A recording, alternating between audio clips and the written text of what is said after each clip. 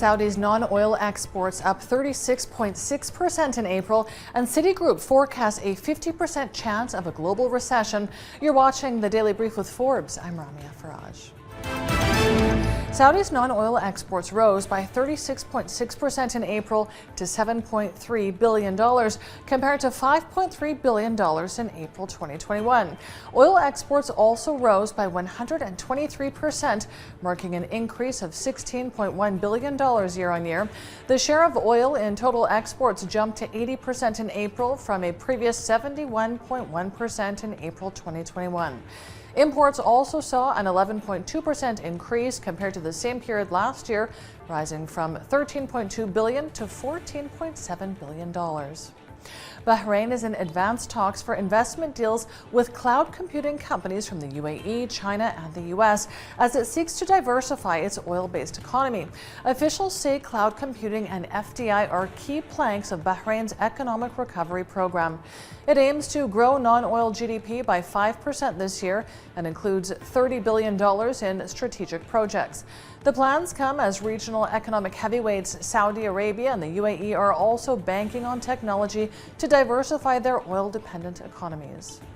Citigroup is forecasting a 50% chance of a global recession as central banks rush to raise interest rates to stamp out inflation. Citigroup analysts say recession is an increasingly palpable risk for the economy, while assessing the likely trajectory for global growth over the next 18 months.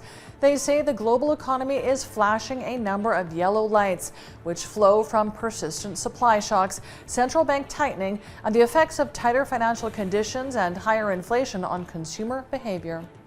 Germany moved closer to rationing gas today as it raised the alert level under an emergency plan after Russia slashed supplies to the country.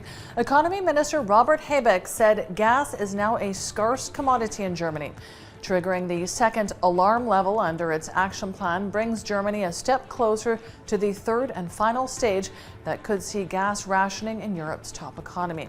Habeck said the development reflects a significant deterioration of the gas supply situation.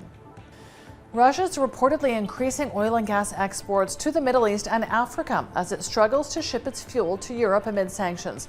Russian naphtha and gasoline supplies to Oman and the UAE reached 550,000 tons this year, compared with none in the whole of 2021.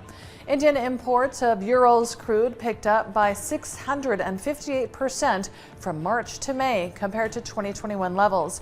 China increased imports by 205%, and Asia as a whole increased imports by 347% during the 3 months, according to Rystad Energy.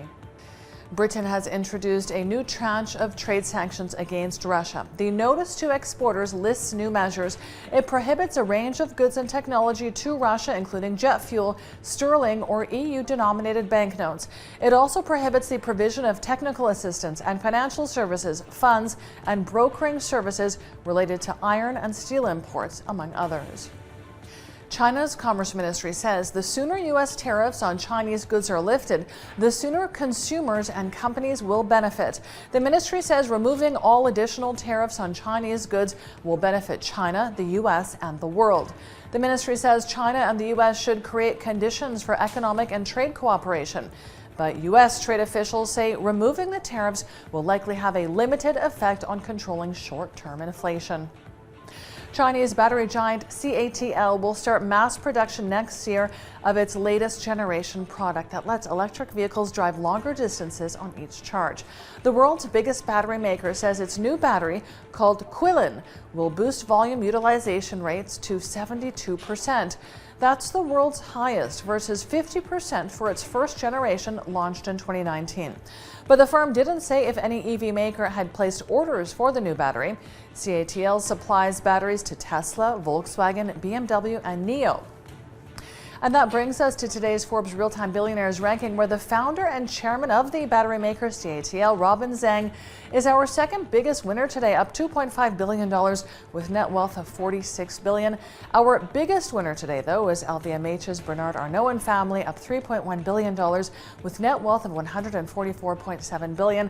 And our third place winner is Francois Bettencourt Myers and family, up $1.6 billion with net wealth of $69.2 billion.